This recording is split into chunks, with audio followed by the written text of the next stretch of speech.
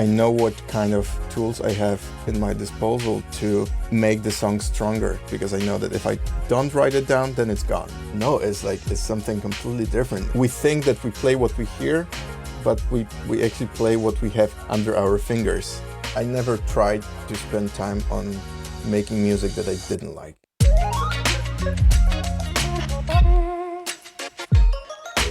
Yo, what's up? This is Toru, music producer, entrepreneur, and host of this show, Producer Head. Welcome to my conversation with Latte. We get into something I think a lot of producers feel but don't always articulate, the difference between production and composition. We always talk about why strong musical ideas still matter in a world full of presets, how taste as a producer is developed over time, and why training your creative muscles might matter now more than ever. This one goes deep. Let's get into it. Yeah, man, so you mentioned this idea around that modern music is more production than composition. Can you speak a little bit about what you mean by that? I had these thoughts. It's probably comes back to when I was studying music and at the conservatory, and I was playing jazz. And when I was composing, it was mostly composing lead sheets. So lead sheet is like chord progression and the lead melody, and that's basically the essence of the whole composition. And I think like the greatest songs of all times can be just transcribed or like written down in that way, and you have no doubts what the song is. It's just so good, and it can be played on any instrument, and it's still gonna maintain this main characteristic of the song. So when I was listening to when I'm listening to the modern music, is I could probably write or transcribe like 10 completely different songs on the lead sheet, and the lead sheet probably look almost identical, if you know what I mean. Like there's like the whole meat of the composition is the same chords all over again, and melodic ideas are not like super interesting, or maybe are just very uninteresting, just three notes just repeating all over. So when you strip the production down of all the sound design, all the song from all the sound design, like suddenly there's not that much left in modern music. And I think it comes back because maybe people just got tired of how many times you can repeat the same chord progression and just changing the synth patch. So yeah, I think like at least that's my approach. That every time when I make something, make a sample or make a beat, I want to be sure that if I write it down with a lead sheet and give it to some people to play it, like even in like with a band scenario, then if we play it, then there's no doubt what kind of like what track it actually is. So just want to have this core and meat coming from the musical idea rather than sound design idea or like production technique idea. Yeah, how does because I know like your background in music is you have a lot of academic experience in music, both as like an instrumentalist and as a producer, and then you also make a lot of music that does really work in what is like kind of pop music today, and also like maybe that's like not super mainstream pop, but stuff that like beat heads really love too. So I'm curious about how like that, knowing everything that you just said, how does that influence the way that you produce and write music right now?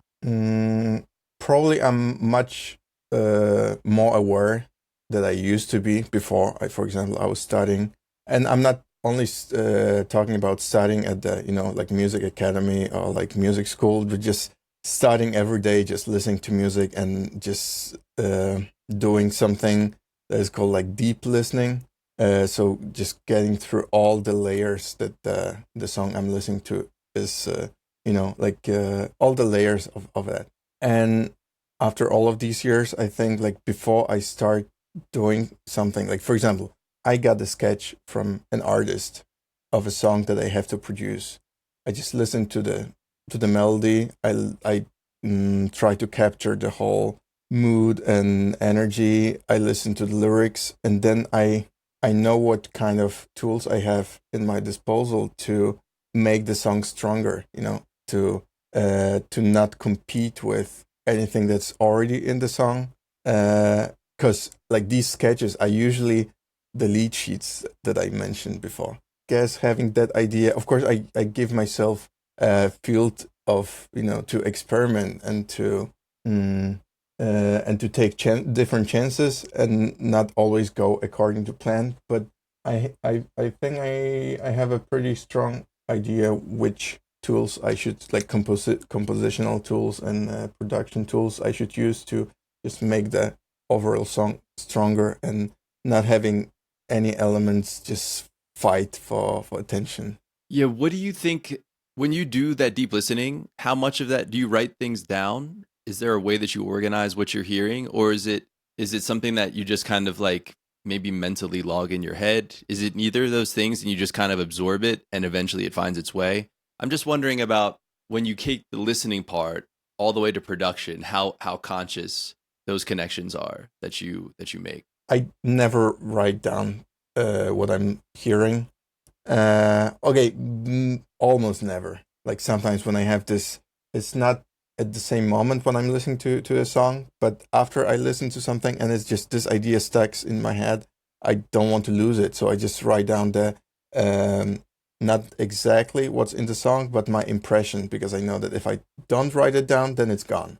But if it's gone, it's not that bad after all because if I do it every day, some pieces of these informations just blend with each other and just form into something that it becomes like my personal music taste and which is the guideline of taking every decision in the product compositional and production process. So it's okay if I forget the exact thing that I listened to, for example, like yeah this I really like the way of this like envelope filter bass talking with the like with open hi-hat, like if I write it down and try to incorporate it into the next production, there's a big chance that it's gonna sound pretty much as the reference, uh, but if I let myself forget it, then maybe at some point when I hear not necessarily a hi hat, but some high frequency percussion, and then I have the bass that I hear that could have like envelope filter. Maybe I will subconsciously use the same pattern of call and response or things like that. But without remembering the exact pattern. So it's kind of like a safeguard for being copycat. No, yeah, I understand. So, I mean, I think what I'm hearing is that it sounds like what you do is it's more qualitatively something that exists instead of trying to copy the exact thing. You're like, oh, you're noticing, and it's something really specific, like you just mentioned, the envelope bass filter and the way it interacts with the hi hat, and but also not being super fixated on maybe what the bass part is, what key the song is, or whether it's like a 16th note or an eighth note pattern on the hi hat. You're just thinking about, oh, like that is an interplay that I'm noticing, and that's something that sticks out to you, and that's just like that general idea or relationship is something that sticks in your head and probably finds its way into something that you do. Yeah, and probably one of the dozen principles that I keep reminding myself when I listen to music. For example, this call and response. That's something that I think I do it. I don't do it too often, which I should because it just works wonders. Like when you structure your composition like that, it's just you make sure that there's space for everything and there's this like perfect focal point guiding the focus of the listener, but sometimes I just overcrowd my productions with like too many elements because I just Mm. just go with the flow, so I try to keep like remind myself that call and response is the shit. Are there any examples of that that you feel like are that stick in your mind as like really well executed? The things that I just said uh, are more related to like original production or like full productions that I do for artists. It doesn't really or necessarily apply to like making samples because when I make samples, I try to stay within a genre that is like recognizable or relatable, like 70s. So so in that scenario, it's hard not to be kind of a copycat because there's that just some things that need to be in this composition. For example, like speaking of different instrument sets, uh, like wah wah guitar, sitar, and glockenspiel. Like then you have these three elements playing a lead, and maybe having a call and response with like some Rhodes, like kind of arpeggio, and then and that gives you this feeling of, I don't know, probably like mid 70s or late 70s kind of soul record, and that's something I I want to do because I like it.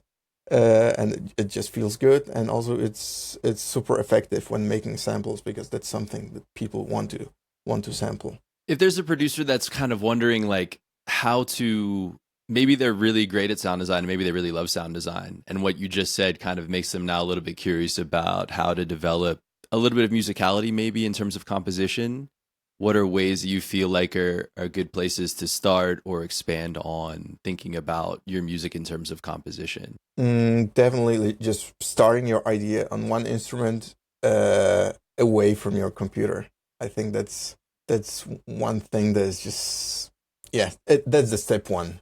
Just writing like on the guitar, writing on piano, just in another room, or maybe singing the voice notes, uh, or like singing a part before recording it. Because what we all tend to do is, we think that we play what we hear, but we actually play what we have under our fingers. I love that. That's so, yeah. That gives impression that we are in control. But if you try to sing your part first, the instrument that you are probably, like every musician is probably the most free with, like not necessarily with like the tone of the voice, or it doesn't have to sound nice, but it can give good direction of like what's the shape of the melody, what's the articulation of the melody, what's the groove.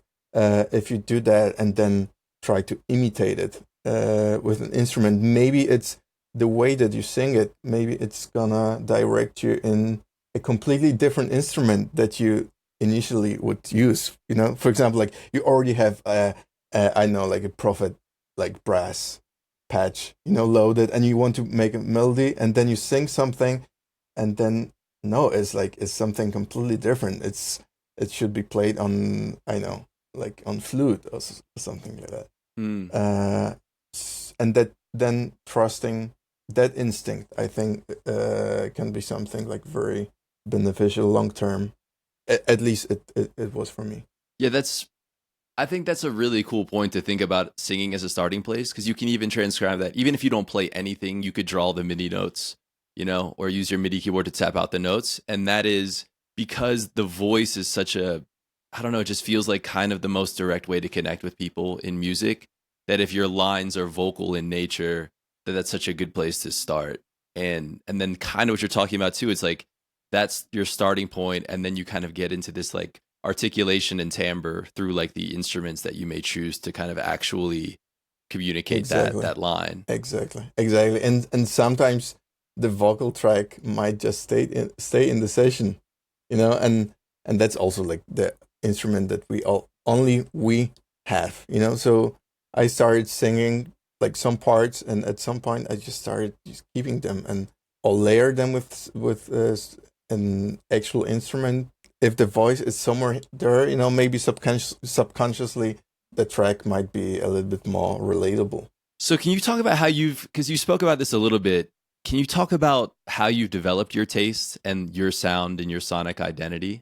I never tried to spend time on making music that I didn't like. And there are just some genres that I'm not really feeling, anything that it's from the 80s.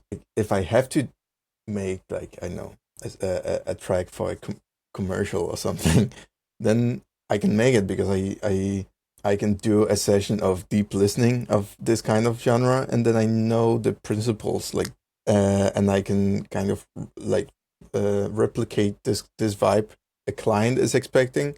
But if I do something for myself, never really felt the music from the 80s. So, and I feel like there's a new wave like production that, like the whole McGee, Dijon, and then the new Justin Bieber tracks, they all have this kind of 80s vibes. And maybe in a parallel universe, it would be a wise choice for me to go that route, because that's a hot sound to to produce right now. But I just don't feel like doing it. I would rather be a dinosaur and just stick with my old soul kind of things, uh, and do what I like. And eventually, it's gonna make my own taste even stronger. That's what I believe, because it doesn't necessarily mean that you have to only listen to one type of music.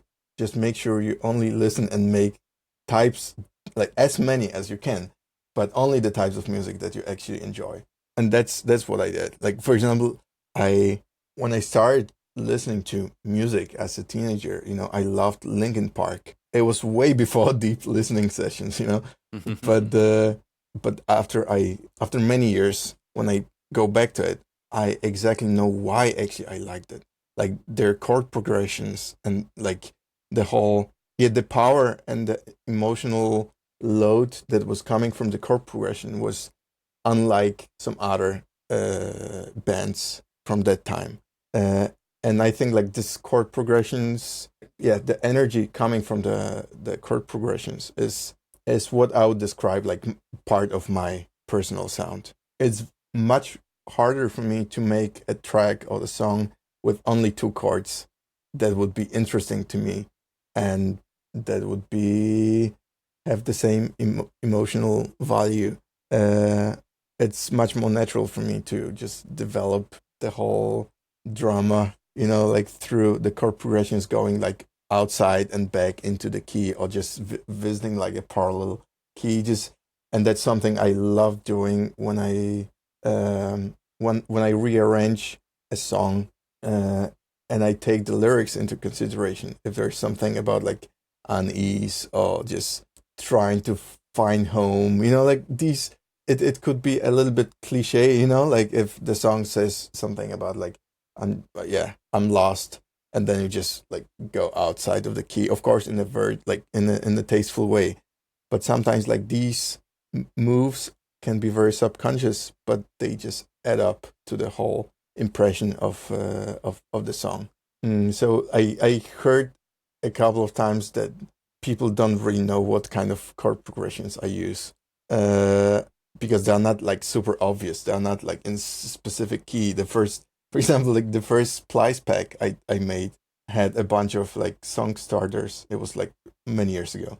It had a bunch of song starters, and I had to write what key it is, but it didn't have like one specific key. So I just like, okay, just fuck it. I'm just gonna write D minor. It's not my problem, like if you, I mean, like if you use samples, then you better know what you're doing.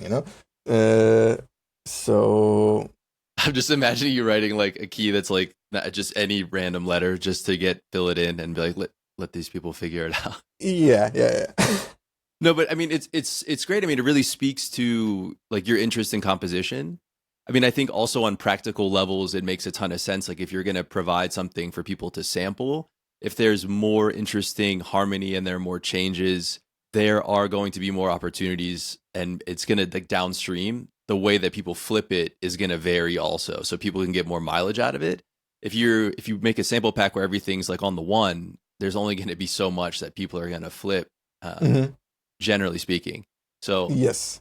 it makes a ton of sense. And I mean, you can totally hear, I mean, I'm sure a lot of people listening have heard them. And if you haven't, I mean, the stuff that you make, it really does have that beyond the instrumentation, the arrangement and the chord progressions. There is a really like a textural and a sonic quality that makes it very convincing to be from an earlier era. And so Nice. I'm curious about like, cause you've mentioned this deep listening thing, a few times, and I'm wondering, and you even mentioned that kind of before you started deep listening. So can you maybe speak to a little bit about the origins of deep listening sessions, how they came about for you and what they look like? Hmm, maybe the way I named it, like deep listening sessions, is not like okay, now is my deep listening session. I just like light up a candle or something, and then just I'm a little it's usually. disappointed. I was hoping you did. Yeah. Shit, sorry. I'm sorry.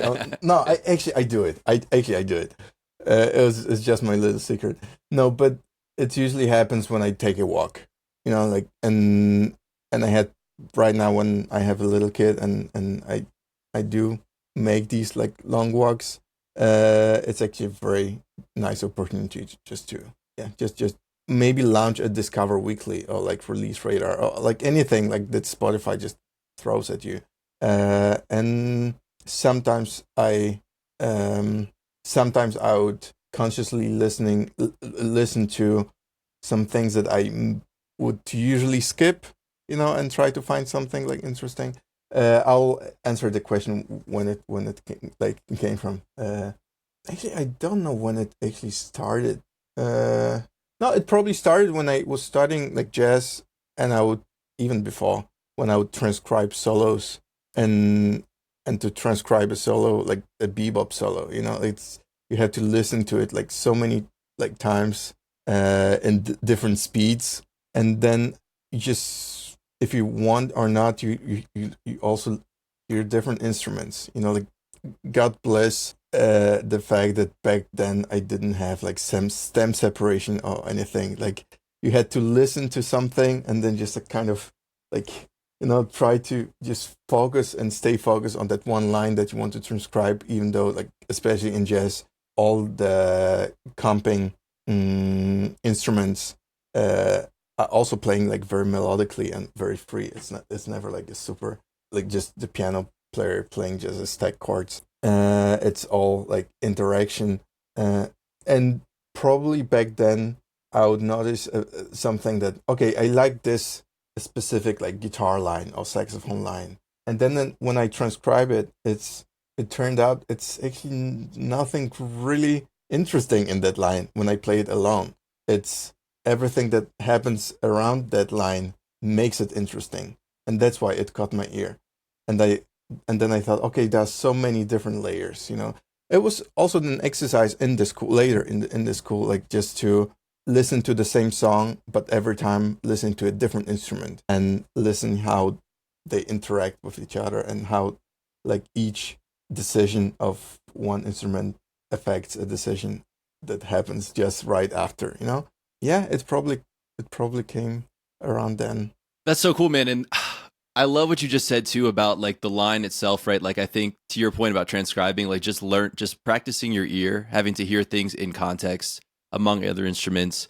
There's also like kind of the technical facility of like being able to play it on the instrument regardless of like what it is.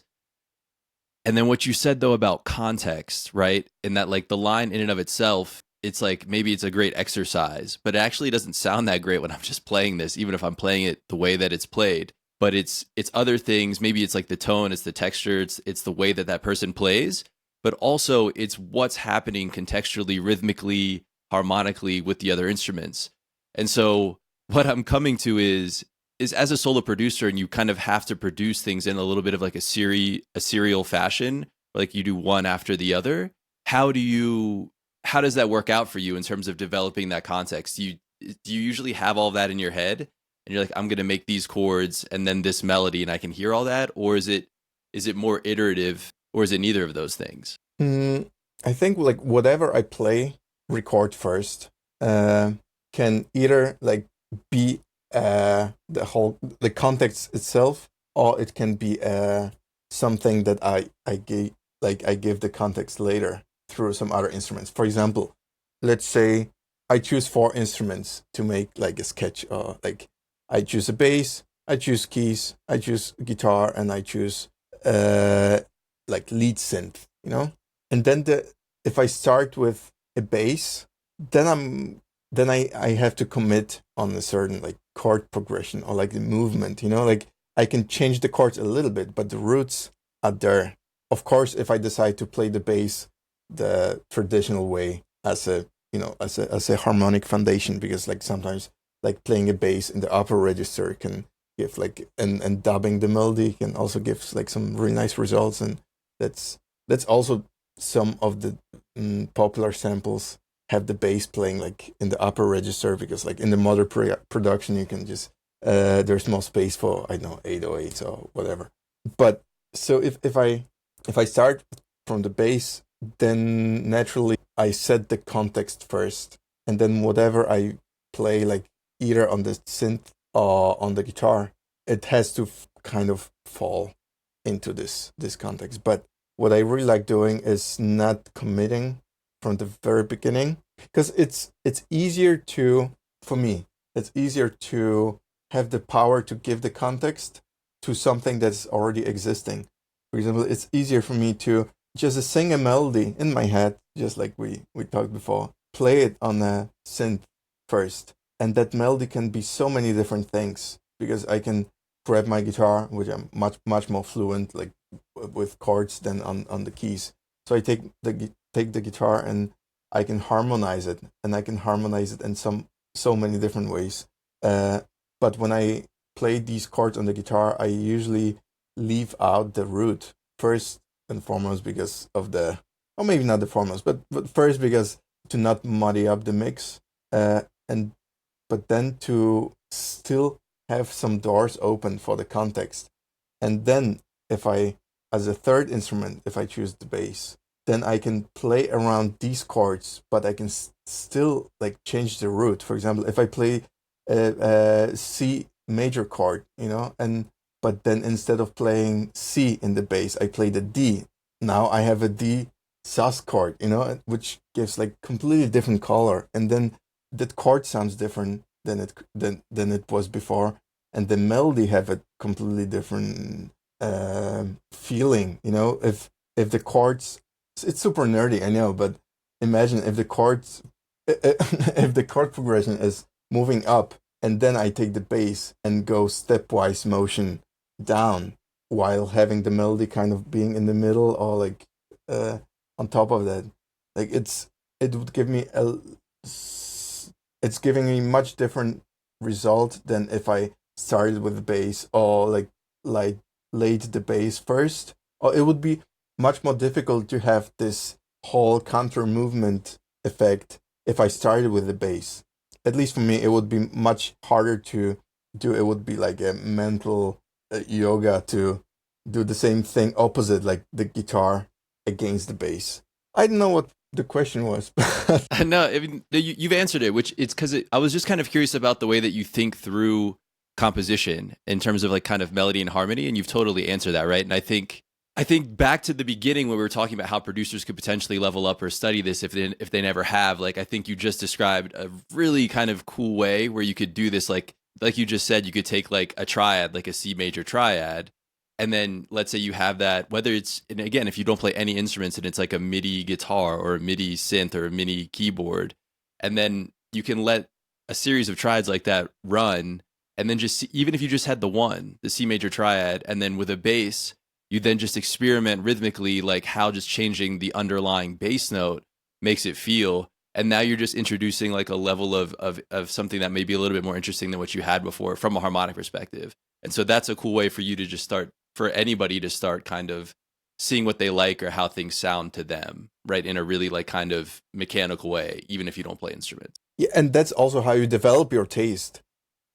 Then you know what you like and you know what you don't like, and sometimes like there are some maybe not chord progressions, but like chord movements that I gravitate towards, because they just give me a specific feeling or specific like suspense that I know that it's not very common in the modern music, and I like it. So why not to just put it as many places I can. Right. And it's like the kind of thing that, when you hear it or feel it in somebody else's music, And so as you kind of conduct those experiments by yourself, you kind of are like, oh, wait, this is like that other thing, because you get that same feeling. And so that's, yeah, man, that was like a really, like, I know it was a little bit in like like getting into a little bit of like the theory in the weeds, but I think it's like it connects in a really practical way to what we were talking about before.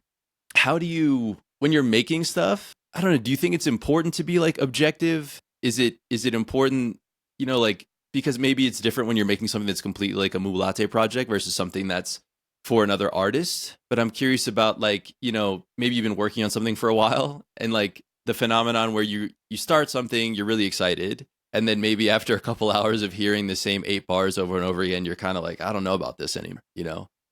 And so is there a way that you kind of maintain a little bit of like objectivity or like a North Star around whether or not something's worthwhile to continue or whether it's good or not? Yo, real quick, make sure you're subscribed at producerhead.substack.com.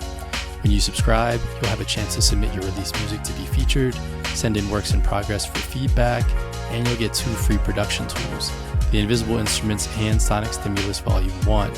You'll receive The Invisible Instruments, a collection of ideas to help you in and out of the studio, plus Sonic Stimulus Volume 1, a royalty-free sample pack created entirely by me for the Producer Head community.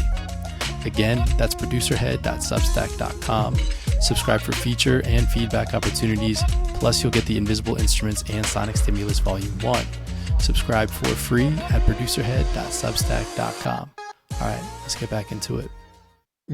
Usually when I start an idea, like I set the timer up for like 20 minutes, 30 minutes, sometimes like 15 minutes if I know that I only have like an hour and I want to like have some ideas. And then when the time is up, I always bounce it, and so it's like so I can access it very easily and just listen back after, maybe the next day or maybe in 3 weeks. When you listen to it in MP3 file, you are in a completely different like mindset, or like there's a different type of critical thinking, almost like treated as a final piece of music, which on one hand it can give you this more forgiving feeling or like judgment. Okay, this is how it was supposed to be. On the other hand, you can be more critical, like I wouldn't share it to anyone in that in that state.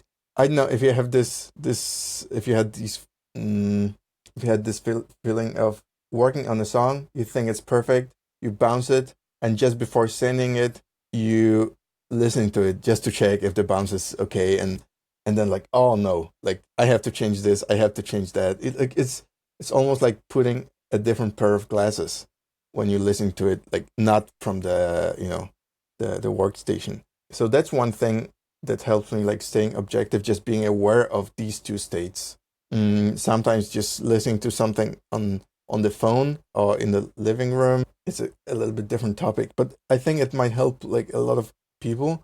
I have a cloud like subscription, not gonna say like which one because it doesn't really matter, but basically like all my file structure is in that cloud, so I can access like everything like from my phone anytime I want. It's super handy when I have to send this like some extra stems or send the project.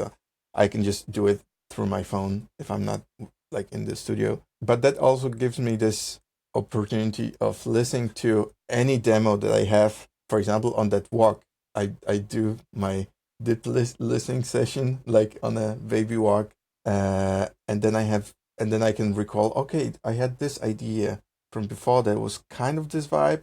Let me like audition it like very quickly, and then I can just go through that, and then it's one more kind of it's another different like state of objectivity, like listening to something compared to something that is already out, like and not like reference mixing, like getting like very nerdy and picky about like frequencies, but just like more like overall context. If would it hold up, like back to back with another song, not necessarily in that genre, but you know, yeah.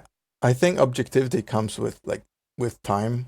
The more time you give yourself from the actual creation process to the listening moment, the more objective you are probably. Yeah, we've talked about this in past episodes, man, and I really agree with this so much. It's something that I've tried to definitely do for myself, is to, when you can see a song on a screen, you're just not going to listen to it the same way.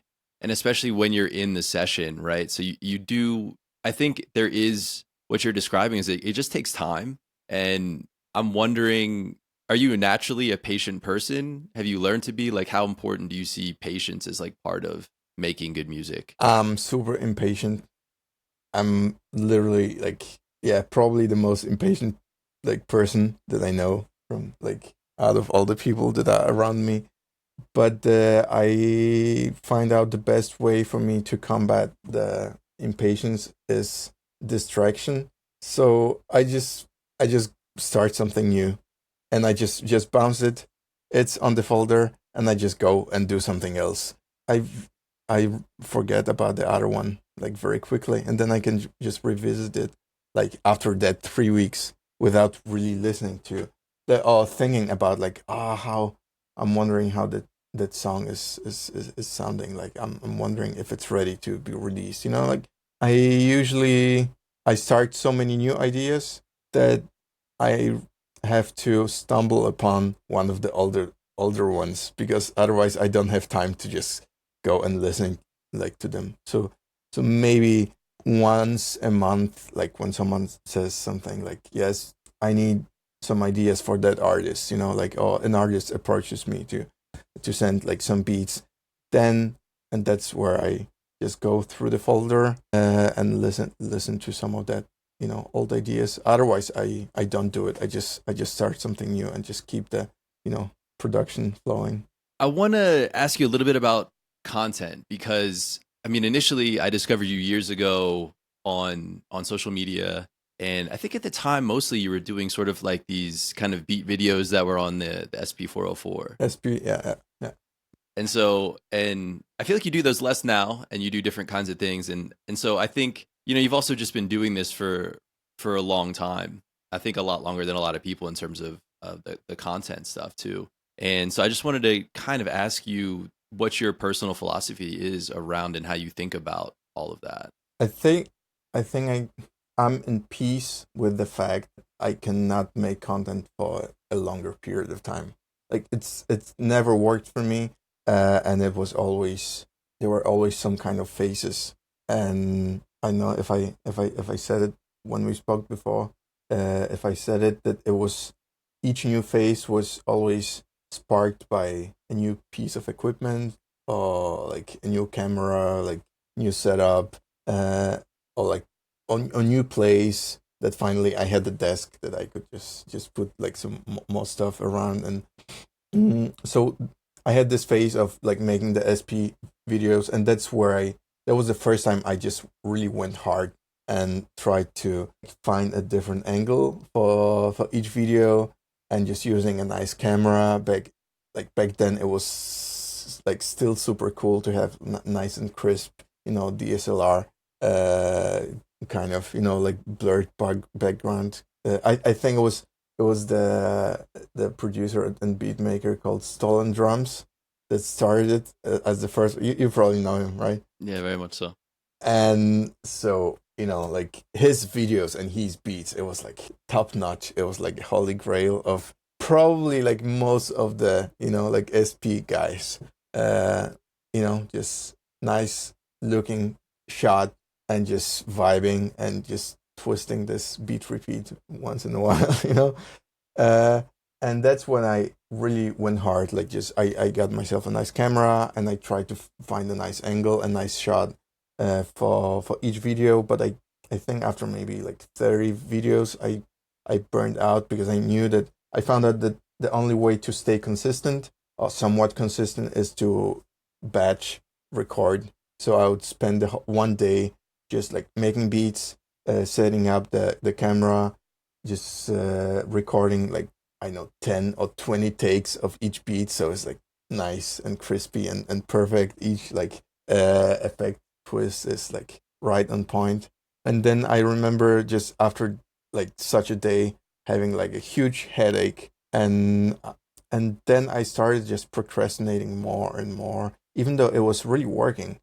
uh and I just stopped. And then I had a lot like some spontaneous bursts of inspiration to do something more. And then usually after this like high production value content, it would follow with like super casual, easygoing, like something like super easy to set up, just kind of like plug and play setup that I'm in the middle of like working on a piece of music, and then can just press record and show it to people. right now I'm much more in this mindset and this state, because I think like music comes first. I mean, like for me, music comes first. It's different when you are in. I imagine it's different when you are an artist, like recording artist, and you probably have maybe you release 7 songs a year. Like of course you can like create much more music, but as for the released stuff, you cannot. I mean, there are some these strategies like one song a week and stuff like that, but without promoting it, like they just get lost. So the content is this whole like engine just pushing it to the people. So for that recording artists, maybe they have a little bit more time to work on content. If they don't like it, I really feel sorry for them, because it's yeah, everyone has to figure it out for themselves. But I'm lucky to not have any like specific limits of how much music I can put out. If I want to put out a sample pack because it's ready, because I made it, I just do it. Uh, and I know that it would perform much better if I, instead of making another sample pack or another piece of music, I spend time making content. But for me, it's like talking about something that has already happened. The solution that I had was, what happened if I made the content or record the content while I'm making the music, and that would seem like to be genius. That I just press record and just work on it, and then later on I have a raw material that I can chop up and edit into a video. And I did it a couple of times, and it was cool. Still, I had to spend a lot of time to edit it, but I noticed that I was not making music the same way I would do without the camera on, even though like I was not forced to share it with anyone, but just the fact that it's recording, it just forced me to maybe make quicker decisions, just to keep the flow going, so I don't have that much editing work later. So I kind of stopped it. Maybe mm, maybe I'm lucky to be in a position that it's not my to be or not to be. I don't have to rely that much on content. Actually, I should be. What I should do is repurpose the content that I already made, because sometimes I there was a video that I worked on for a couple of hours, and I only posted once. And some people say that you can post the same content like every month, and there are some people that do it, and because like the more you see something, the more like relatable it becomes. And mm, that's another discussion. Yeah, it is. I mean, I feel like what you're describing is like I think there's this natural kind of, I don't know if it's like a push or a tension to kind of just become more efficient as an artist because of the number of things that it kind of seems that become necessary to do in order to like quote unquote succeed. And so, and like what you're describing in terms of like, okay, like it's like a really natural progression of somebody who really tried different things to get to a point when you're like, okay, well, what if I essentially just put my studio time under surveillance so that I can just have footage, right? And as somebody who's tried similar things, I do find that it's just like making the content and making the music, in my experience, are just really two different things. And to try to like kind of integrate them in that way is really challenging. And that's why I think like people that have the budgets and are like quote unquote big artists, like they're just people that do that stuff. There are, you have video people, you have editors, you have different teams of people that do that stuff because it does interfere in a way. And I'm not saying it's impossible to like get to a point where you can really make it flow, but I think when you're recording yourself and you're on some level, there's like that mental space that's like knowing like, okay, like I'm gonna edit this at some point, or this, like I hope this becomes a thing so it can be a video, instead of just being like, when you're not being under pressure is like usually where I think a lot of really good ideas come from. Yes, yes, yeah. And then when you let it go, you don't feel guilty that you didn't press record on the camera when the, when the nice musical idea just came out. I think it's these two approaches or like routes. One is just completely DIY, which is like put so much pressure on you.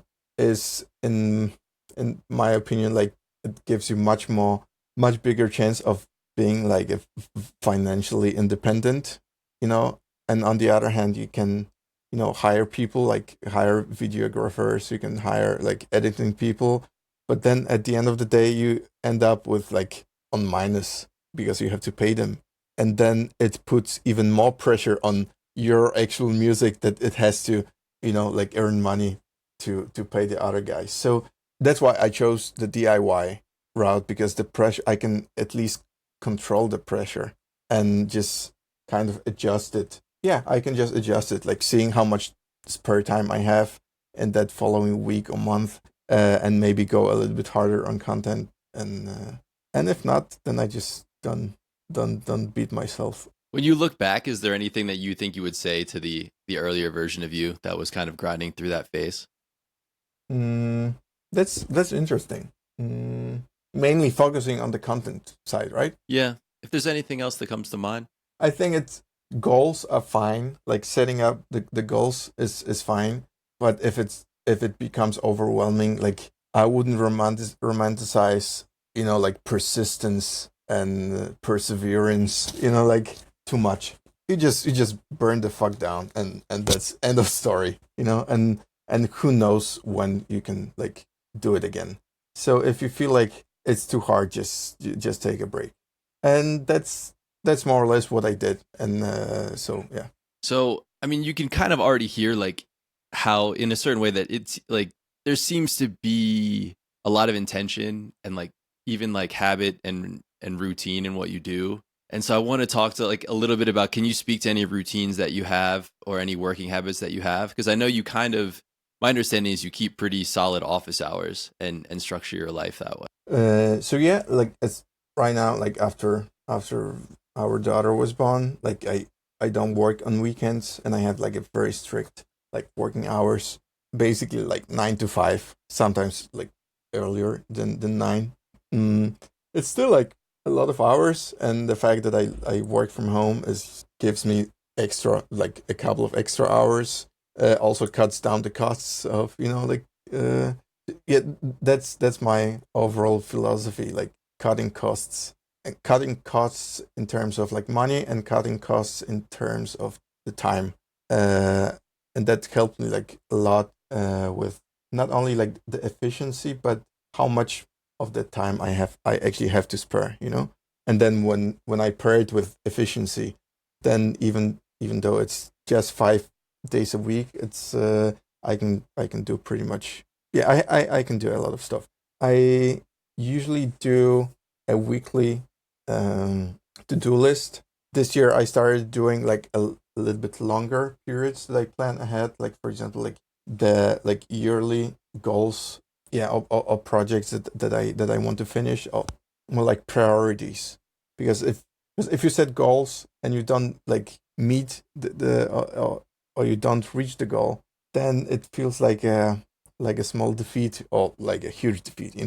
But if you set the priorities, then at the end of the year, if you knew, and if you can tell that it was your actual priority, then you have nothing wrong to say about like your efforts in that year. So I have this to-do list that is consists of like different priorities, and of course like Instagram is on, email is on, and the iMessage is on, and sometimes there are some things that just come up. I have to take the priority. But in general, I try to stay on track with what I planned. Yeah, in a small scale for a week. Then eventually I can reach these like maybe quarterly goals, or like monthly. Like I know, release one sample pack a month, or just send like a couple of samples every week. Like these things. Then I having it on this like piece of paper, I can like easily like cross things out, which feels good, and I know what else like I need to do. And if I start to like fiddle around with like a new like guitar pedal, then I have a little reminder. Okay, you have to stay on track because you had priorities, and maybe there's gonna be time to do it in the next like creative session or like sketching session. Then maybe I'll just use only this pedal for the next in the next sketching session, which is gonna feed this urge to play, like to have fun. What kind of time do you set aside, if any, for just random playing and experimentation that's not necessarily working towards like a specific project or trying to create ideas? Mm, I don't think it would work for me if I set aside. I mean, I don't think it would work for me if I set aside specific time to play. It just happens, and then I know when I should stop, But when I start, it's like that's the essence of playing. I do it because I want to do it, and I don't want to do anything else, and that's where all the nicest ideas come to me. And so maybe subconsciously, I try not to put too many things on my to-do list and too much priorities, because I know that these. Yeah, there's one thing that I started doing uh, lately: estimate the time of each task. Like, okay, that's 1 hour. That's gonna take me 2 hours. So far I'm like pretty bad at this, because I tend not to count in the lunchtime and just go into the bathroom and and things like that, and responding to the messages or like calls. But I'm learning, and I want to have this. I want to be very good at estimating the time, because it's gonna help me like so much with like all the future projects, and taking like new opportunities, or knowing when to say no. So just to try, I try to put like amount of hours that each task is gonna take me. So for example, if I would have my week, I count it as 40 hours, which is 7 hours a day. Usually, if I start at 9 to 5, that's like how many? It's 8 hours, right? Then it gives me like, yeah, roughly for like, yeah. What? Am I that bad at math? If I say yeah, that gives me like 5 hours, of course. That gives me like extra 5 hours just to like random things, and playing, and maybe doing these like sketch sessions. Sometimes I'm running out of sketches, because like most of these planned tasks focus around to like finishing some of the sketches and ideas. So eventually I would run out of them. So I have to plan like the new sketching session. But that it means that there are less things that I have to do. So naturally I have much more free time in my schedule for just the playtime. Right. So it sounds like you kind of know like it's 9 to 5 is your work is like your working time, but also within that time, like you're not chaining yourself to your desk and working like a machine. Like you know that there's going to be breaks for random things that come up. There's going to be meals, etc. And maybe you will just get that urge to play, and you don't fight that. You allow yourself to play, because it's also possible that that's going to kind of get you into that groove to like make something. Yes, exactly. And so can you talk, as dude, the way that you generate ideas and these sketching sessions are really cool. So can you describe the structure of those? Because I think that that's a really fun way to maybe get working for other people also.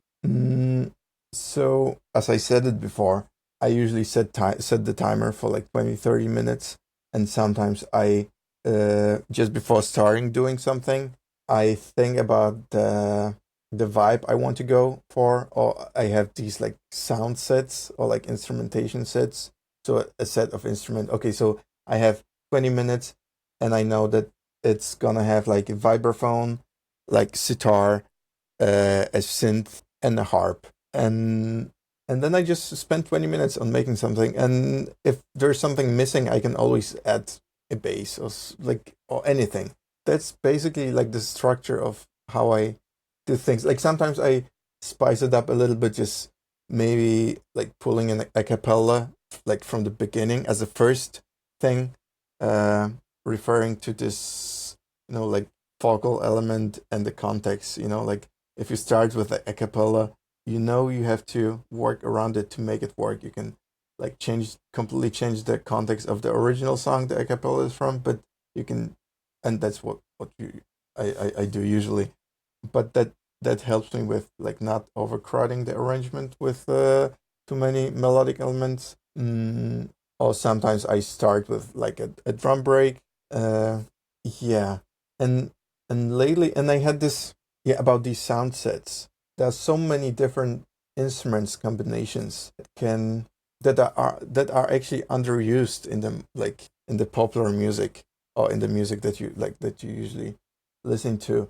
So I started experimenting with like much more uncommon like instrument sets, and I wanted to have these to make these flashcards that I just draw from a deck, and like one says like guitar, one says piano, another says like a blooper pedal, another says like yeah, a sample, you know, and then I have to make it work, and I found that it's like that's the in that way make the most creative compositions. So I actually, with the help of AI, I like vibe coded an app that is giving me exactly that.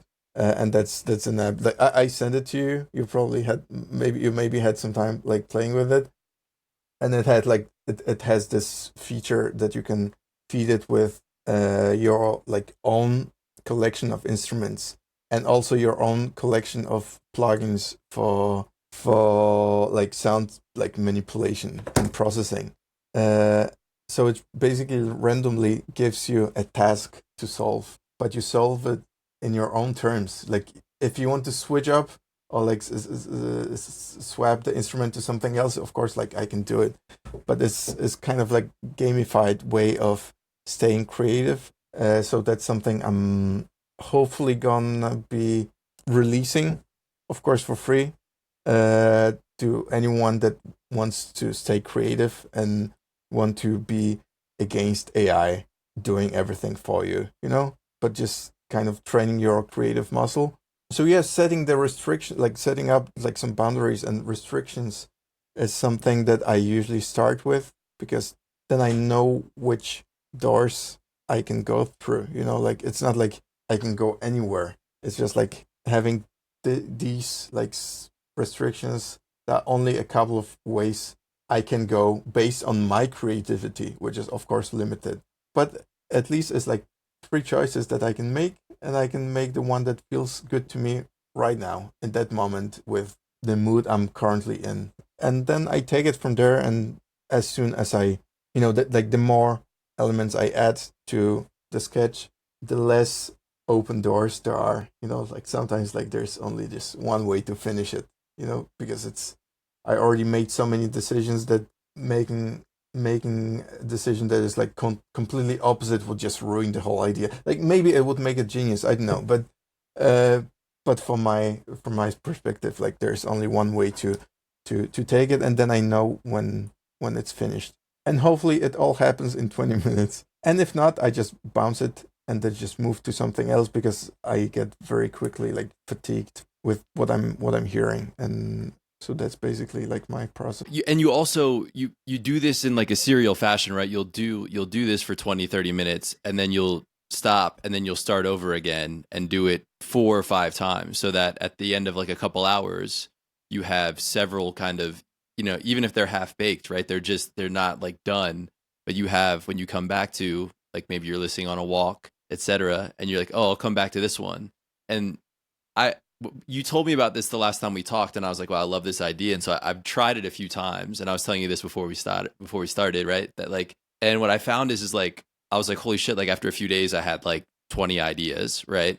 And then I like listened back to them, and it's like I don't even remember making some of these. Yes, and that's the most fun part of it. And that's like a crazy thing. You're like, "Holy shit! I forgot this happened." And now you're like, I have something to like now go back and work on, right? And some of them are trash, right? But some of them I'm like, oh wow, some of them I'm like, something's here, right? And it's like, so what I like about this too is that I feel like you're kind of, what's underneath this is that you seem to, I mean, it seems like you have this belief where you're like, it's just showing up, doing the work, and that's like kind of this like 9 to 5 attitude about it, right? And not being like whether you feel like it or not. And so I'm wondering how you kind of taught, like how you think about motivation, I guess, and how you maintain that for yourself, because you're human, and there are going to be days where you get in there and you're like, man, I don't, maybe you're tired, maybe you just don't like have that spark when you get in there that morning, etc. How do I keep like myself Yeah, motivated? how do you think about motivation? Is it something that you even think about, or are there things that you do to kind of just nurture, maintain like your attitude and enthusiasm around music, and making it, and make like, and making it still something fun first and foremost for yourself? I think like similarly to distractions as a cure for impatience, I would say like it for motivation. If you are not motivated, I don't think it. I mean, like if it happens, then it means that you are like you. Then it means you have a bigger problem, or I would have a bigger problem like depression or something. But it's very rarely that if you are not like in a state of depression, like clinical state of depression, that you are unmotivated to do anything, like that nothing motivates you. You know, like usually in your in general, like in a healthy state, then there's something that would be fun to do. So it's always to do that thing, then do nothing.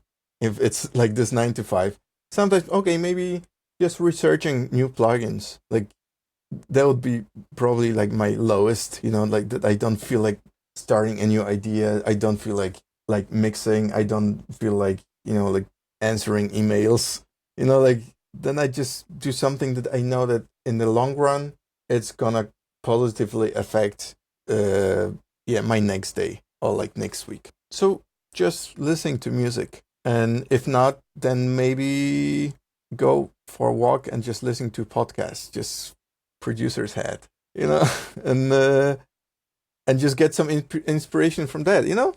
No, it's cool. I mean, it sounds like there's actually like that. There's like kind of like some kindness to yourself and like a lowering the pressure and the stakes around it. And for me, like this sounds like what you just described is like the combination of two ideas that I really love. Right. So like one is that you've probably heard of this book, like Atomic Habits, really famous book at this point. Yeah, yeah, And heard of it, never read yeah, it. so there's an idea in that book that I love, which is essentially like no zeros. And basically like the idea is something is better than nothing, right? And to not, even if you, like you said, like maybe it's like you just listen to tracks, maybe you just answered some emails you've been putting off. Maybe all you did was like design a new sound patch. Maybe, you know, maybe like it could be one thing that maybe didn't take you a ton of time, but even doing that one thing is better, like, you know, over the course of time, just one thing a day adds up, you know. And if you had done nothing, so to not, sometimes it's like because I think we obsess about like optimal circumstances, and if we can't have Oh 100% of yeah, the thing in a day, you're like, well, if I can't have it 100% this way, then I'm just gonna do nothing. And I can relate to that feeling, but also it's like if you can recognize that and just do the one thing, you know, it goes a long way over time. And then the other thing is Stutz, the psychologist, like he talks about, or psychiatrist maybe. Anyway, he talks about every single task is kind of equal value, right? So mixing isn't more important than mastering, isn't more than producing in terms of you moving something forward, isn't more important than you getting to play or practice. And to not overlook those things, right? Like to get to the end of the day and be like, I didn't finish that idea, but also like, don't forget that maybe you did send those emails, you know, maybe you did play with that new pedal and that gave you fuel for like the next idea generation session you have, right? And so to just kind of take stock of those things and not forget all of, and to your point about listening, right? Like maybe if you, even if you just listen to music intentionally, like all of those things are part of like everything in the environment that feeds your creativity. And so I think both of those things are wrapped up in what you said and are actually really valuable to maintain, because there's going to be days where, yeah, like you'd love to get some beats done, but you're just not going to have every day go that way. yeah, exactly, exactly. But there are gonna be some days that you have many more that you would expect, you know. So just yeah, a bigger picture is not judging the whole career, you know, like with just one day of work. Yeah. And if you just make it about like, or like if you're having what you feel like is a bad day creatively or productivity, in terms of productivity, you can just try to do that one thing. And sometimes doing that will lead to something else. And oftentimes it will, you know? And so that's why I think there's actually a lot of kind of wisdom in what you just said and about lowering the stakes and not being so like tense or like, or creating the pressure around having to do something, you know?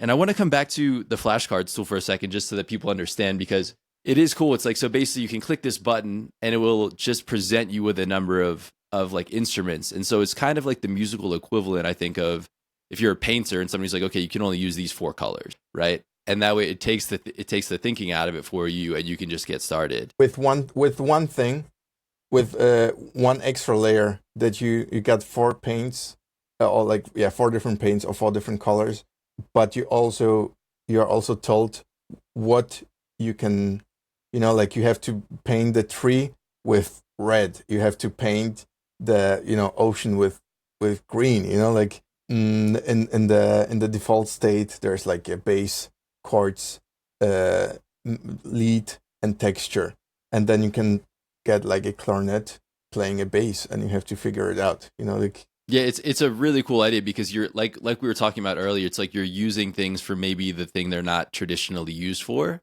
And so that just like kind of and so but it takes the decision making piece out of it for you and kind of forces you into like really specific lanes. So I think to everything that we've been talking about, like if you're somebody who's just like, and we all need help with this, right? It's like a cool way to just be like, all right, this is the challenge and I'm going to do this and just see what comes out of it, you know?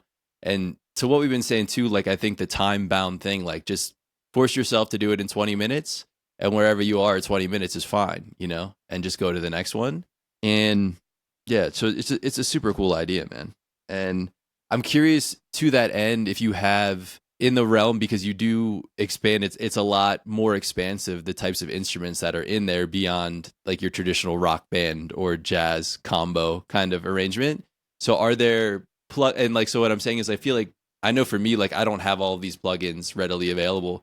So I'm wondering if there are certain plugins or tools that you recommend that are like good quality sounds for these kinds of more interesting instruments. I mean, like if you have Splice or any other like sample cloud, just and you don't have a clarinet, just type in clarinet. Like it's not, it shouldn't be like too, yeah, using this app, you shouldn't be like too like putting too many restrictions on yourself.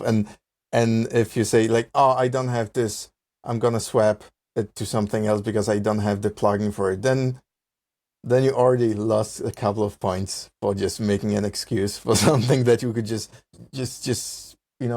find out the solution for. Because finding the solution is as much important as like actual like doing something with the instrument. So it's almost like creating these little problems that you have to solve. Because how the fuck should I make a bass sound with a clarinet? And if you've been like producing for a while, you know that you can just pitch shift it, like just yeah, cut all the highs, and you have kind of the bass, and then you can take it from take it from there. Yeah, it's really interesting to think about like a wind instrument as bass, like something that's that in that register. So, and then the last thing I want to say is like, because we were kind of talking about really, really detailed things about time. There's this guy, Matthew Dix, and he's primarily a writer. He does a lot of things, but he wrote this book called Someday is Today. And it's a really interesting book on creativity. And to your point, like all the things you were talking about before about like accounting for all these little things that happen in the day, he has like this, he's written in a really detailed way about all this stuff. So I kind of want to mention it to you in case it's of interest and to anybody listening, that it's a really deep dive on like, but a really practical book around like kind of different ways to approach creativity. And again, he's a writer, but so much of it is just applicable in music or I think whatever you do creatively. Now I want to get into these like kind of shorter form questions, like quick hits that we kind of tend to do. And so feel free to be as, shorter as long as you want though. What's your most used piece of hardware right now? Is computer hardware? Yes. That's probably my computer, yeah. But no, but let's maybe my guitar. Yeah. Is there a particular, because you have more than one, yeah? Is there a particular one that you're loving right now? I like the Squire Jazzmaster. I like it because it has a nice tremolo and it has a nice, and I like it. Man, I love that you're just proudly like, yeah, I love my Squire. It's amazing. Yeah. Well, I've recently, so I've like, for some reason recently, I've been like really geeking out on like picks and like the different kind of tones and like sounds that you get depending on what you're doing. And I'm wondering if like, do you always play the same kind of pick? Are there different picks that you like to play depending No, on the context? never. I have like I know these are just like lying all around, and sometimes I would just take a piece of paper like this cardboard and play something because it's like, yeah, it's just a tool to hit the string the way that is interesting and suitable for the song. Like I would be more careful about like a guitar pick choice when I would actually play a gig, because then I need the control. I need to be able to, just to stay consistent with my articulations, but now I bought like the cheapest set of like picks with like different thicknesses, and depending on how like if it's a lead sound, then I would probably use a thicker, just to get a little bit more body. But if it's like a strumming or like chords or like long chords, then maybe I would just use the thinnest one just to get as much sparkle as possible. Yeah. Yeah, so cool. You are thinking about context, and interesting though. It kind of surprises me in a way that you think it. It sounds like you're more conscious of it in a live setting than a. I mean, like I'm conscious about what's the most important in that particular like situation, because if it's a live setup, like if it's a jazz gig, then of course I have to like stay on top with control. I have to control dynamics, control the articulation. If it's like more like popular music gig, then I probably have all the presets for each song on my Helix, and then all the tone that I would need is compensating for the same pick that I'm always using. So if I want a brighter tone, maybe in the studio I would just use the thinner pick, knowing that I always use the same pick on the show. I would probably like boost some highs on that one, or just also the position of the pick on the strings. If it's like the next to the bridge on it, or just by the neck, and sometimes when you play like super high on the neck, yeah, I'll take this one. But if you play like here, that would give you completely different sound. Like play the note here, it just gives you like completely different texture. People would buy a brand new guitar just for getting that sound. Like I think you can have like so many different sounds just from one instrument, and the picks are like the cheapest accessory you can buy that would probably make like the biggest difference and the biggest wide range of different sounds you can get from the same instrument. Yeah, and for anybody listening and wants to see, he was just kind of demonstrating on the bass the kind of different tones that you can get based on different positions with your hands. So check that out. But yeah, I mean, I agree, man. The pick thing recently has just been something that I'm like, like you said, it's not something that doesn't cost you a lot, and you can really, it just get a ton of different things that are really, we're in the weeds, but it's cool. And you're using a Helix. Is it HX Stomp or? It's for the live setting. I have the bigger one, not the biggest one, but the LT, I think it's called. Yeah. Yeah, I have an HX Stomp, the small one, and yeah, man, it's really cool what you can get out of those things. You can get everything. You can get everything. Like yeah, the setting the order of the effects, and they also have a plugin which is super cool, because like I can because I have this Helix in Poland right now. I don't play concerts anymore. I took a break, but all my gear is in Poland. But if I need to prepare something, I just make the sounds on my computer. Then I just at the rehearsal I just plug it. Yeah, and I can just upload them, and it's super nice. Like the plugin version is super cool, because it of course sounds exactly the same, and it's low latency, like it's zero latency. So like I didn't know that there was. I wonder if I can use that. Cool. Yeah. So for example, like if you'd ever need like a pitch shift, like polyphonic pitch shifting, like Helix has this like poly capo mode that it's only works in mono. But if you, for example, like in Logic, if you load 2 instances in the dual mono mode, and then you load one Helix on the left and one Helix on the right, and load the mono polycapo on both channels, then you have like the best sounding real time polyphonic pitch shifting. That you can get. Wow, that's super cool, man. Yeah, I think you can apply that to other mono things. Like that's just a really cool technique. Yeah. I hope everybody will forgive the guitar rabbit hole right there. What's the best free plugin or tool you'd recommend? Whoa. I need some limitations. Just there's like so many things. For what kind of purpose you are thinking? You're asking me to create the flashcard here. Yes, yeah, I kind of got addicted to my own creation. Best free.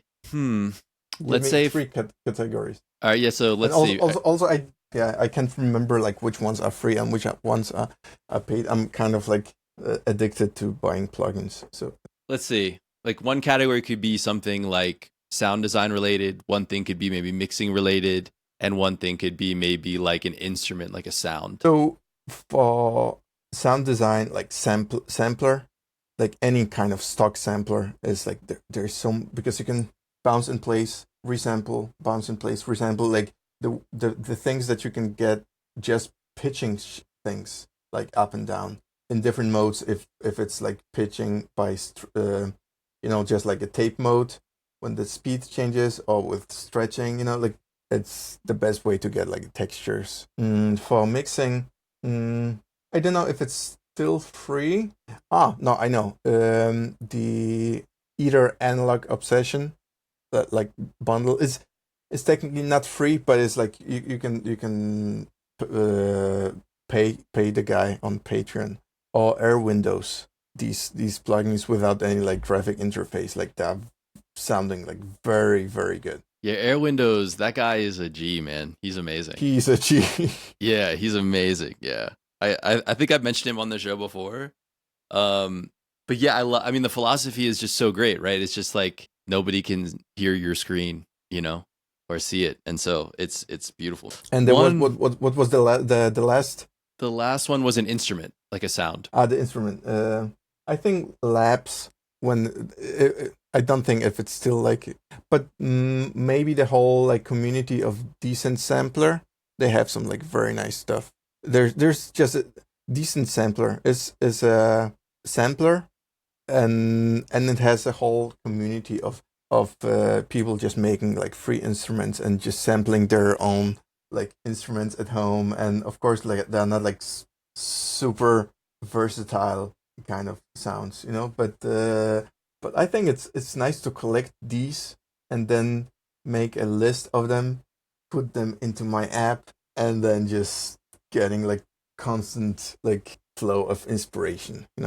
So yeah, Decent Sampler, and I think the site with the instruments for that sampler is Playbook. Okay, is They it have some really nice DECENT? Yeah, I think so. Yeah. Okay, cool. Yeah, I'm glad I asked, man. I've never heard of that. It's really cool. One production technique you overuse. What's the definition of overusing? Like that I use all the time, or that I use too much, like more than I should? It could be either one. I think however you want to interpret it. Yeah. I use like the whole like resonance suppression plugins like a lot, like Soothe, and there's this nice one called Craft. Never heard of that one either. Speccraft, something like that. Very nice one. Or Gulfoss is more like. So yeah, I use these a lot because when I'm in the flow of creation, I don't really pay that much attention to like miking position. I just want to get it right.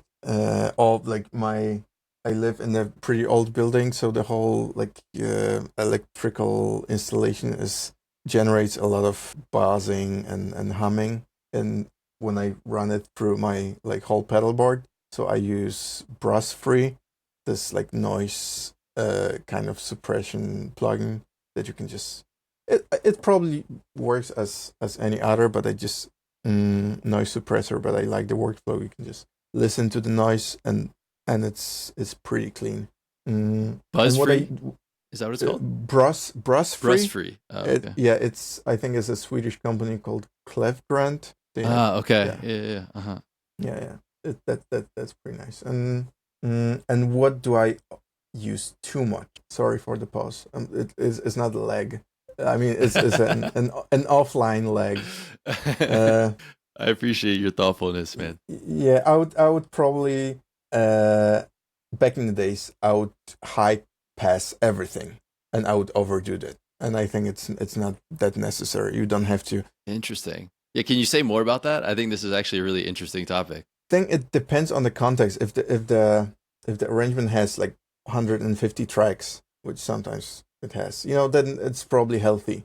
But if it's a sample that only has 4 instruments, then it actually gives it the feeling of realness, especially if you record with a microphone. Like because that's an interesting low end, like not low end, but this interesting rumble, that you get. And so the fewer instruments, the less I do anything about the low end.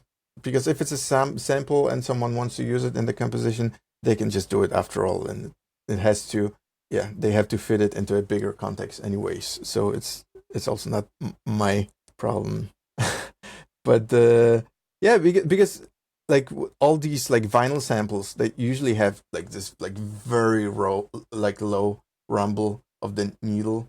Just, so these samples have that low, and usually with the old songs that were not like recorded as like the in the modern days with like low 808, and everything would probably be low cutted to like 80 hertz.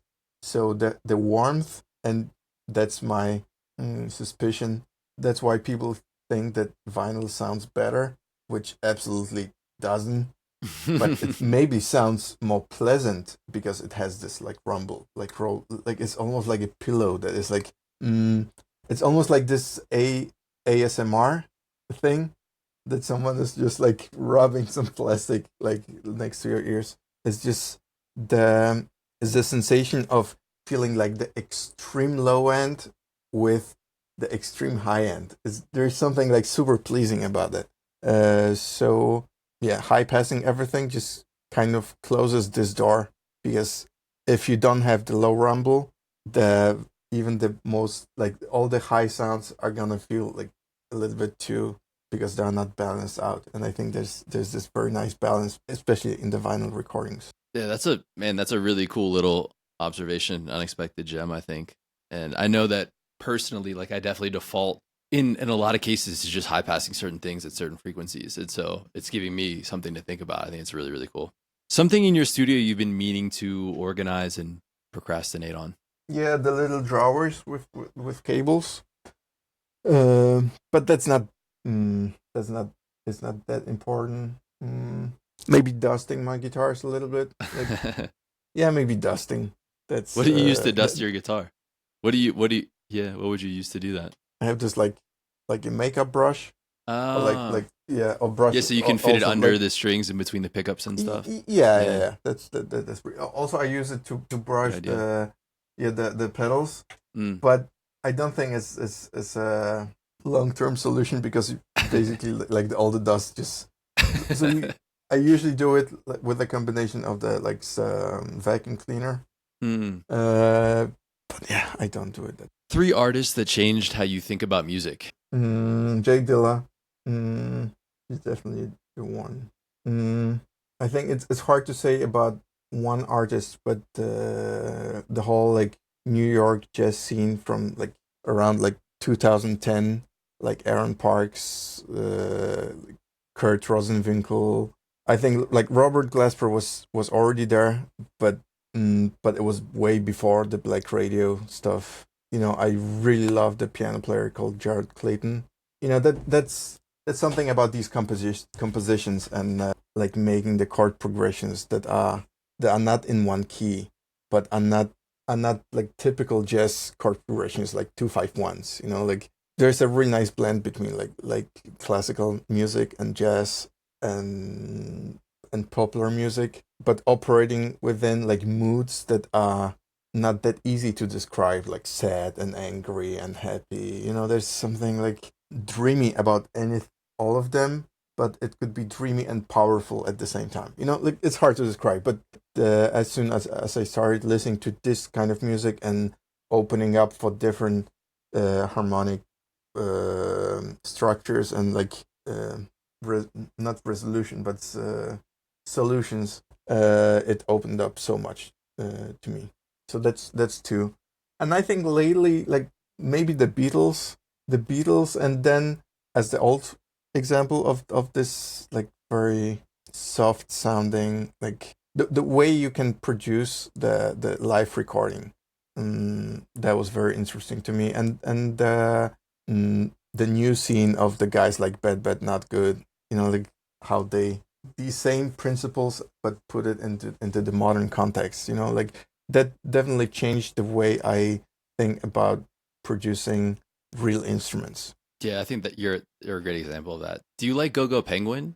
I heard about them. I cannot recall any like specific composition. But yeah, but I know that it's the same kind of like bad, not good, right? Well, I think I would say, I mean, I think they're less not. Well, it's not fair to say that. I think they're. I would say different, but like, but I was gonna say just because like some of the stuff you've been mentioning, I just feel like they're kind of taking like different kinds of like maybe like you said like less mainstream popular music, but like recontextualizing in a way that's like really cool and interesting.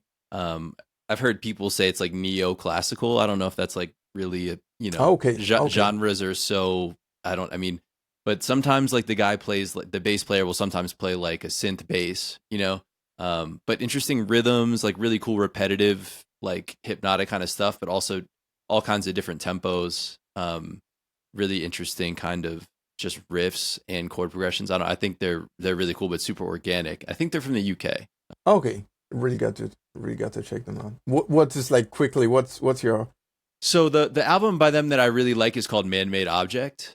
It's like it's at this point it's kind of old, but that I saw them play that live. They came to back when I was living in SF. It was and they were so young at the time too. I think they were like I don't even know if they were 20 years old at the time. They were really young. Really really cool. I think yeah, I highly recommend checking out if you're because it's just like drums, bass, piano, and they just go. It's awesome. What's an underrated producer more people should know about? whoa? I think like Black Odyssey, like he's an artist, but he's also a producer. Like but also he's already like up there, so it's hard to say that like yeah, people know about him. So, but I really like how he just moves around from like the like the neo soul to like more like post rock kind of or like punk neo afro punk kind of vibes. So that's the first one that comes to my mind. And Oh, I wanted to ask, is there a particular Beatles record that you were referring to that piqued your interest? I think like Revolver, it's like Certain Pepper and the ones that they started or like Rubber Soul. I don't know what was after that. What was between like Certain Pepper and Abbey Road? Was there something like in between? I The order I escapes can me, yeah. yeah, but as soon as as they started really producing the records and using all the studio equipment in their advantage, and all the like the the tape doubles and things like that. Yeah, I'd say Revolver is that one that's known for being like kind of more strange and experimental, like the instrumentation and I can't remember like which song is from. I think like Revolver might be the first one. I know, I know. There are some probably some Beatles heads that would say like you have no idea what you're talking about. But at least in my mind, the Revolver was like a little bit on the like the old school side, but they were onto something, and then yeah they experimented more and more. But yeah, I know it's a ballpark. last book that actually stuck with you. Mm, I don't know what's the translation. Mm, I know what's the translation. It's called like reserve. It's very hard. Yeah, I don't know what's the what's the original title. I can't even remember who wrote it. It's like a dystopian story about this guy who tries to like save the little woman that he knows that is like under a like predatory uh mm, stepfather kind of thing, and just tries to go against the whole political or like not political but all the establishment like machine, Mm. and they eventually just hunt him down. So it moved me in a way that there's probably not that much we can do in the whole like big tech mm, and technocracy system that we are probably gonna stuck with for the next decades. Uh, It sounds like a really interesting story. yeah, it's I have to find out what's the translation for the title. What's something about the music industry that would surprise outsiders? I don't want to say it, like I'm not really sure about if it's true for everyone, but then most people don't know what they are doing. It's just experimentation, and this. I think it's with all the project based industries that always working with like a pressure of under the pressure of time, and that everyone see at the end is not the best it could be. Hmm. But maybe it wouldn't surprise anyone actually. Hmm. What's the best advice you've ever received? Just don't worry and do your thing. Maybe cliche, but it's based on when we usually need the advice is where we feel unsettled and we kind of lost the track purpose, and and the sense of everything. Like everything lost sense. Yeah, so first part, like don't worry, it's like of course it's a cliche, but it's kind of stops you from cutting all the negative emotions. And then it's not only don't worry, it's also a recipe how to get yourself out of this thing. It's just to do what has been working so far before it all happened, and then it naturally gonna get back on track. So it's not like just plain and vague and and hollow. Don't worry, it's just it gives you the first step getting out of that state. If you could change one thing about the internet, what would it be? One thing, everything should be like plus 16. Like internet shouldn't be for people under 16 years old. I mean, like it's a bold statement, but That's a hot take. it's just one thing. There are a lot of things that I should change. That I think should be changed. Yeah, let's stick with that. And dude, if you don't mind, real quick, I meant to ask you and I forgot. I wanted to ask you about that Dark Aura track that you did for Joey Badass. Yeah, well, can you talk about like what you did on that track? Because it was like I know it's a collab with Chuck Chuck Strangers. Strangers, yeah. And so how like what that process is like and what you because like I feel like I could guess maybe what you did on that, but I'm just curious about what the breakdown is kind of and yeah how that What's your track came guess? about. What's your guess? Just like that, it's just like that vibe of like those I don't even know what the instruments are, but like the strings and like the airy kind of feel of that stuff. Yeah. So I got a reference like from Chuck, like with type of the sound.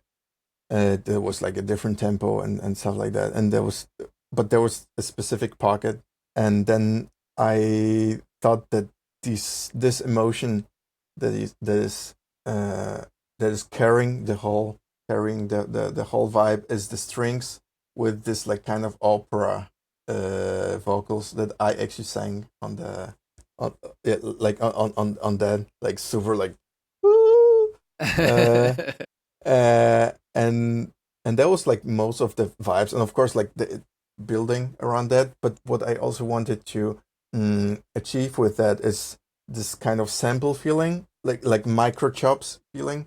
So I like soloed like with some like distortion guitar over it, with like kind of like big reverb, but I cut some pieces of that, also cutting the reverb, so it was like giving this like micro chopped sample kind of feeling.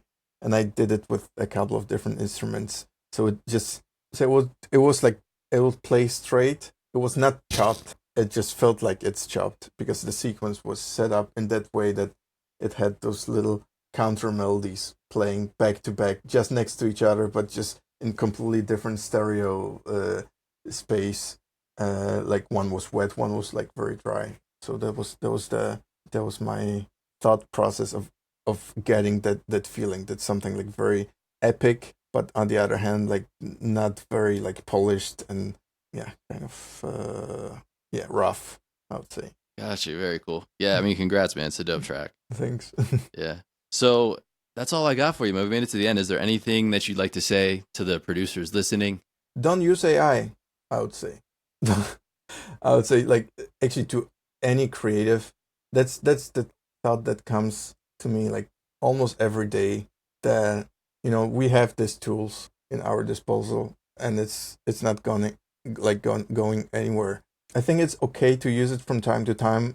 For example, I wanted to make an app. I can't code. I mean, like the last time I was coding with like C++ was in high school, but it was like super basic stuff. So I would have to stop doing any like everything that I do, have to learn how to code just to translate my idea into reality. And I think AI is amazing for that purpose. and it's maybe, even the like generative like music like platforms like Suno.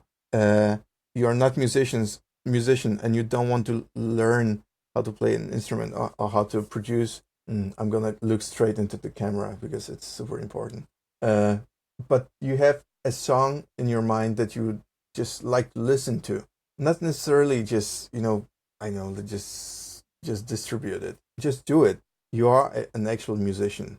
If you are actual like developer, for example, if you are like a programmer and you only rely on, the LLM writing the code for you, like you are gonna lose this muscle of problem solving. And the same goes with music. If even if it's like so feels so innocent, like I'm just gonna see how this song would sound in this context, or just generate like the very simple idea.